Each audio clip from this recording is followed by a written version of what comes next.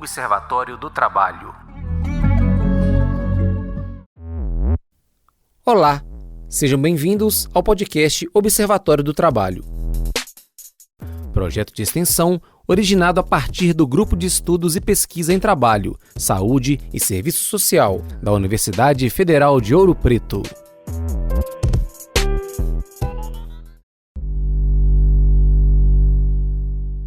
Baseado na teoria social, este podcast vai discutir como vêm ocorrendo as mudanças no mundo do trabalho e seus impactos na saúde da classe trabalhadora.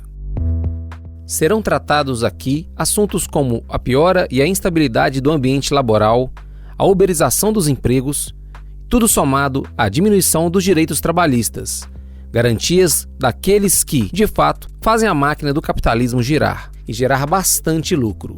Mas a pergunta que fica é: mais lucro para quem? No programa de hoje, o motofretista Abel Santos demonstra toda a sua consciência de classe ao afirmar que não é reconhecido como um trabalhador para a CLT. Já o professor Roberto Coelho alerta como nós nos tornamos uma mercadoria a partir de nossos dados, aqueles que inserimos em aplicativos, sites e outros meios da internet. Em outro assunto, Maria Alice Félix aborda como as redes sociais, a partir de um algoritmo racista, entrega muito mais perfis de pessoas brancas em desvantagem das pessoas não brancas. Tudo isso além de dicas de filmes, séries, livros e outros textos para abrir nossa cabeça e ficar esperto com a tal da inteligência artificial. Você está preparado para isso? O texto do editorial da edição número 01 do Boletim Observatório do Trabalho é Mudanças em Curso e o Curso das Mudanças. Desde a década de 80, o Brasil sofre uma crise estrutural iniciada com a decadência do welfare state, ou Estado de Bem-Estar Social, com a expansão do neoliberalismo e o crescimento da terceirização e dos trabalhos informais. Apesar disso, observando dados do Banco Mundial sobre o Produto Interno Bruto brasileiro, nota-se que o valor de nosso PIB continuou subindo, e o que nos anos 80 era cerca de $2.000 por pessoa, em 2020 atingiu quase $7.000 per capita. O G1 publicou a matéria Renda em Queda e Vida no Aperto, os corres dos brasileiros que não ganham nem um salário mínimo, mostrando que essa fatia da população, ou seja, a que recebe no máximo um salário, já é a maior parcela economicamente ativa, na divisão de faixas por renda. Diante dessa evidente desigualdade social, nos resta uma pergunta importante sobre a tal crise capitalista. Crise é crise para quem? Ao que tudo indica, a classe trabalhadora está cada dia mais diante da miséria e da fome, em uma sociedade que continua rendendo bens e lucro. Podemos pensar a partir das questões trazidas que realmente só há ricos porque há pobres, pois a parcela que está sofrendo diretamente com a desigualdade carrega nas costas a exploração, vive a precariedade de trabalho e pouco acesso às necessidades básicas. Por outro lado, existe um número menor de pessoas acumulando capital em um mundo com alta produção de riqueza. Segundo Ana Elizabeth Mota, em seu livro Cultura da Crise e Seguridade Social, durante a crise dos anos 80 foi desenvolvida uma reforma na Previdência e no Estado brasileiro. Naquela época, a classe trabalhadora sentia a crise na prática com a inflação alta e a fome. Porém, mascararam o real problema e jogaram a bola para o Estado, privatizando estatais relevantes e estratégicas, prejudicando conquistas dos trabalhadores. Visto que toda essa problemática da desigualdade social ainda continua emergente, devemos redobrar nossa atenção, pois muitos têm se apoiado no discurso das soluções tecnológicas, como as inteligências artificiais, por exemplo, que são onde se camuflam as armadilhas que podem agravar ainda mais a situação já precária do trabalhador. O que vocês pensam sobre o tema? Qual é a sua relação com seu trabalho, sua saúde física e seu bem-estar mental? Essas perguntas nos guiarão pelo caminho desse podcast. Despertemos!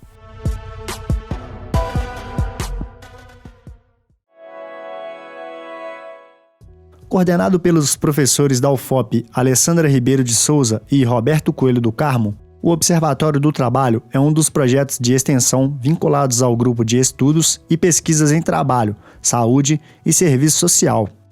A finalidade do projeto é impulsionar os debates na grande imprensa, criando diálogo entre os trabalhadores e popularizando a produção acadêmica através dos boletins informativos lançados periodicamente.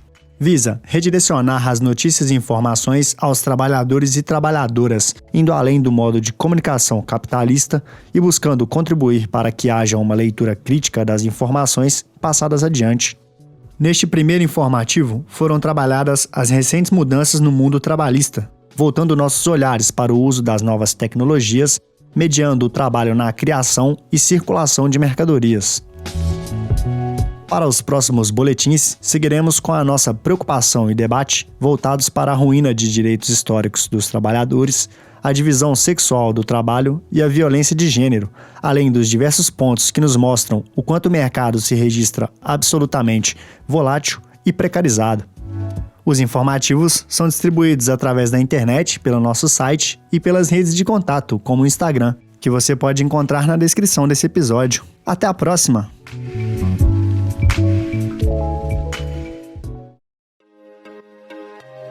Se liga, pessoal! Neste bloco, o informativo do Observatório do Trabalho recomenda leituras voltadas para a influência dos aplicativos móveis no trabalho. Fique conosco! De acordo com o site j.info, para Vina Dubal, professora de Direito da Universidade da Califórnia, alguns aplicativos criam uma certa economia imoral de trabalho. Isso porque, segundo ela, a relação entre a tecnologia e o trabalho precário está cada vez mais estreita. Vina estuda os direitos trabalhistas aplicados na mesma perspectiva histórica, política e econômica já presenciada pelos pesquisadores da área, de exploração e repetição dos modelos de trabalho antigos. A economia imoral de trabalho da qual a professora se refere é mascarada como liberdade, flexibilidade e até oportunidade, e ela pode ser notada aqui no Brasil. O exemplo mais fiel de exploração do trabalho por aplicativos digitais, citado por Vina Dubal, diz respeito aos motoristas de Uber. A pesquisadora explica que a empresa passa a falsa sensação aos trabalhadores de que eles têm autonomia para trabalhar quando e onde quiserem. No entanto, o pagamento dos motoristas é feito baseado no tempo de engajamento, o que não assegura direitos como intervalos e assistência médica aos trabalhadores. Nova reforma trabalhista afeta negativamente a população brasileira. É o que dizem os sindicatos e juízes trabalhistas, segundo o portal de informações da Câmara Legislativa do Brasil. A nova reforma trabalhista reforça as desigualdades, aumenta a jornada de trabalho e ainda causa a baixa inserção dos cidadãos aos empregos formais. A Confederação Nacional da Indústria, CNI, defendeu a reforma com o argumento de melhora na economia e o livre comércio. Sindicatos de trabalhadores, juízes e procuradores do trabalho, entretanto, se posicionam contra a reforma, pedindo sua revogação. A justificativa para essa posição diz respeito ao congelamento do salário mínimo, à expansão da privatização no país, bem como aos cortes de recursos destinados às políticas sociais, gerando precarização das relações de trabalho e dificultando o acesso aos direitos trabalhistas previstos na Constituição. Ainda falando sobre trabalho, o jornal UOL afirma que sobrepeso provoca perda de milhões de empregos no México.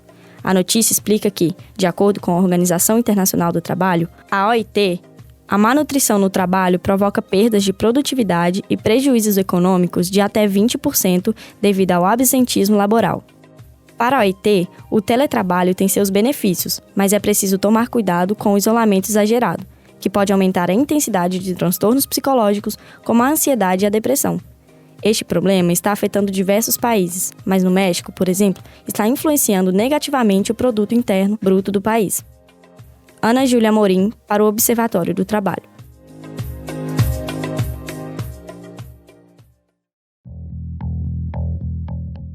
Olá, o informativo nos trouxe uma interessante entrevista com Abel Santos. Abel Santos, trabalhador de motofrete em aplicativos na cidade de Brasília, é vice-presidente da Associação dos Motofretistas Autônomos e Entregadores do Distrito Federal e entorno, grupo que busca melhores condições de trabalho para os entregadores da região. Na conversa, Abel relatou sobre o cenário de trabalho dos entregadores. Estamos numa realidade em que não sabemos o que somos, porque não somos reconhecidos como motofretistas, não somos reconhecidos como trabalhadores.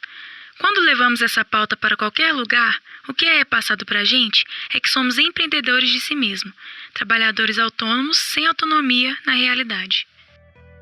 Isso mostra como o dia a dia dos motoboys é inseguro, sem benefícios ou quaisquer direitos trabalhistas, sem regulamentação ou registro no Ministério do Trabalho. Outro ponto a se considerar é a alta jornada de trabalho, que, segundo a ABEL, os entregadores trabalham de 8 da manhã até as 1 da madrugada, praticamente. Isso reflete diretamente na saúde física e mental dos trabalhadores. Quando o cara desenvolve uma doença, ele não pode pegar atestado, ele não tem direito separado pelo INSS, ele não tem direito de receber os benefícios. Então ele está entregue à própria sorte. Além disso, a ABEL enfatiza que não há mesmo valor dado aos empregados de aplicativos, como é visto em relação a outros empregos da CLT. Ele também nos lembra que a função de motofretista envolve vários gastos como combustível, que está caro, manutenção da moto e dentre outros, arcados por eles mesmos. Por fim, o motofretista ressalta a importância de uma educação de qualidade para os jovens, para que eles tenham oportunidades melhores e assim não precisem ser reféns do serviço de aplicativo e precariedade do trabalho. E você, ouvinte, já tinha pensado sobre a realidade dos entregadores que vão até a sua casa? Para acessar a entrevista completa, procure o link no site digitando geptSSS.ufop.br.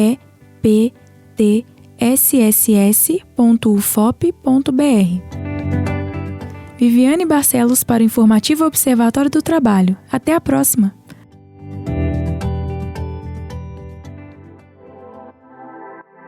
Olá, sejam todos bem-vindos. Eu sou o Fernando e vou falar um pouco sobre o texto As Novas Tecnologias e a Determinação do Trabalho, escrito pelo professor Roberto Coelho do Carmo. Em nosso cotidiano, as inovações tecnológicas têm ganhado espaço, facilitando as formas de compra e venda de produtos por meio de aplicativos e das redes sociais. Nas grandes indústrias, esse avanço faz crescer a produtividade do trabalho, mas na lógica capitalista, pode vir a gerar um desemprego estrutural, pois a mão de obra humana perde espaço para os atalhos oferecidos pelas automatizações tecnológicas. São diversas as ofertas de conteúdo e formatos de mídia ao nosso alcance, músicas, vídeos, podcasts, assim como as formas de registrar e documentar os nossos conhecimentos. Porém, como encontramos diversas informações úteis, podemos também nos deparar com conteúdos que irão nos trazer desinformações, que atrofiam o nosso desenvolvimento e se espalham em nossa sociedade, trazendo grandes consequências, como o negacionismo do conhecimento científico e as fake news. Muitos desses aparatos tecnológicos são impostos pela força de alienação do trabalho e, como trabalhadores dependentes de uma indústria mercadológica, vamos nos adaptando à medida do possível. Roberto Coelho do Carmo acredita que a solução está no trabalho de formação política e intelectual nas organizações da classe trabalhadora, das escolas e universidades com ensino presencial de qualidade. No texto, o professor ainda nos alerta que somos nós a mercadoria. Segundo ele, a finalidade de boa parte das tecnologias da comunicação não é levar conteúdo ou aproximar as pessoas. Esse é o meio. A finalidade é ter seu perfil enquanto consumidor de mercadorias. Então, com a mediação da difusão de conteúdo e facilitação na comunicação, acumula-se um volume de dados enorme sobre você. A finalidade é você como mercadoria. Isso tudo não muda que nós determinamos o uso de nossas ferramentas, mas permite enxergar que há um grande outro sempre vigiando, observando nosso comportamento, convertendo essa informação em mercadoria, acessível a quem puder pagar por ela.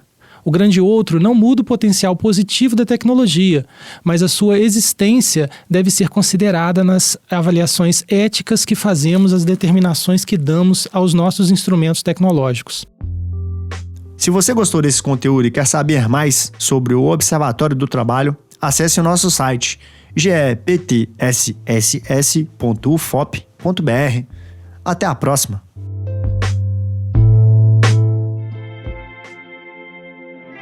Uma influencer digital negra fez um experimento de checagem de engajamento do seu perfil no Instagram e notou que, ao publicar fotos de mulheres brancas, seu alcance na rede aumentou em 6.000%.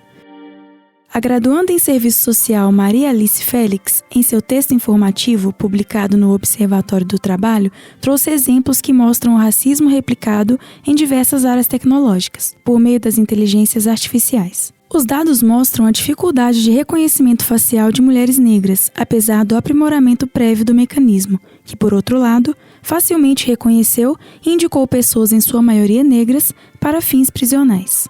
As redes sociais contam com a ação dos algoritmos que são programados para executarem comandos e direcionar os usuários para determinados conteúdos, que sejam do seu próprio interesse e que tenham a ver com seu comportamento virtual. Isso faz sentido no caso inicial citado sobre o engajamento do Instagram da influencer negra, onde há uma seletividade racial com a perda de alcance dos posts dos indivíduos não brancos.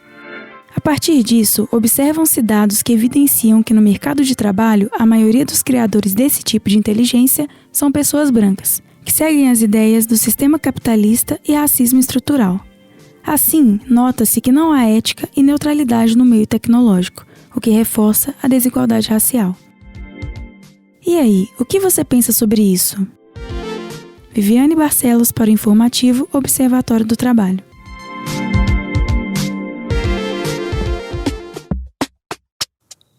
Mergulhe nesse debate. Olá, eu sou o Fernando e venho recomendar o curta documentário independente Vidas Entregues, de Renato Prata Biar. O curta documentário faz um panorama da vida dos trabalhadores de aplicativo delivery, que realizam suas entregas de bicicleta pelas ruas do Rio de Janeiro. A partir de diversos relatos, essa produção expõe as histórias e perspectivas dessas pessoas quanto à precarização das condições de trabalho, os baixos salários e a ausência de direitos trabalhistas e sociais. Uma situação recorrente na vida de muitos brasileiros, que sem conseguir um trabalho CLT, retiram seu sustento do pouco que conseguem fazer com as entregas, sem ter suporte e a garantia de seus direitos e sua integridade por parte das empresas. Você sabe o que são as Big Techs? Sabia que elas influenciam o fluxo de dados e até a política mundial? Se não, a gente te conta por meio da resenha de Evgeny Morozov, traduzida por Cláudio Marcondes. As Big Techs são grandes empresas de tecnologia. Elas trabalham com inovações do mercado econômico que influenciam diretamente os empregos, a comunicação e a vida social da população mundial. Big Tech, a ascensão dos dados e a morte da política é um livro do pesquisador bielorrusso Evgeny Morozov. Em síntese, a obra critica a conduta de algumas Big Techs que fazem uso dos dados de seus usuários como matéria-prima do capitalismo digital. Morozov explica que essas empresas vêm desmanchando as leis trabalhistas e causando muita instabilidade econômica. Segundo ele, isso acontece porque as políticas de privatização, juntamente ao desenfreado enfraquecimento do Estado, mudam os princípios do bem-estar social acima da exploração pelo trabalho. Essa reflexão nos leva à seguinte pergunta levantada por Morozov no livro. Se os dados são o petróleo do século XXI, quem vai ser o Saddam Hussein desse século? A provocação do autor é ousada. Foi elaborada com base no que chamou de extrativismo de dados, um mecanismo utilizado pelas Big Techs para extrair a maior quantidade possível de dados dos usuários, possibilitando então que as grandes marcas criem publicidade e guiem o consumo desses usuários. Tudo isso mascarados pela falsa impressão de liberdade e autonomia nas redes. Para Morozov, é necessário pensar as Big Techs no âmbito político, para que haja regulação da forma como elas implantam seus métodos na vida da população. Ana Júlia Amorim, para o Observatório do Trabalho.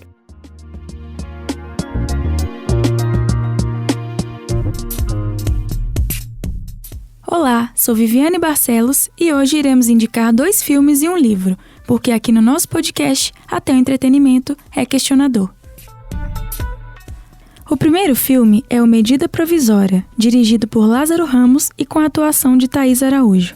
Essa película de ficção científica, exibida no ano de 2020, destaca o movimento de segregação racial, cultural, social e política no Brasil, em um momento futuro onde a população afrodescendente nascida no Brasil é enviada forçadamente para a África, como se estivesse sendo devolvida ao continente.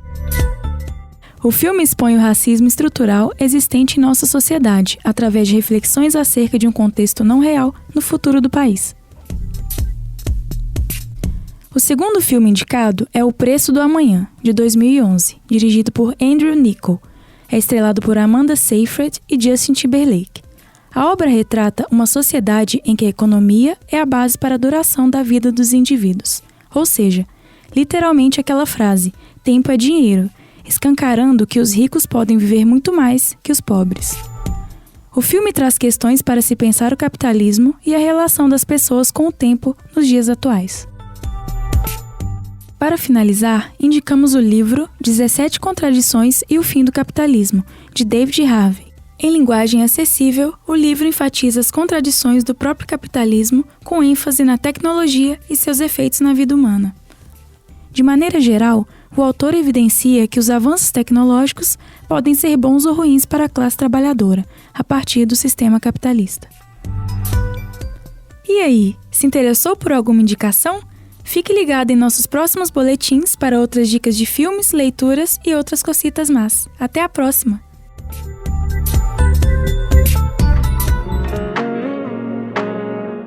O podcast Observatório do Trabalho é coordenado por Tiago Caldeira e somente foi possível com o apoio da Pró-Reitoria de Assuntos Comunitários e Estudantis da UFOP, através do Programa de Desenvolvimento Social e Acadêmico PRODESA. Foram usadas músicas de Japa nas vinhetas e de Tiago PB como background ao longo do programa. Mariana, Minas Gerais, junho de 2023.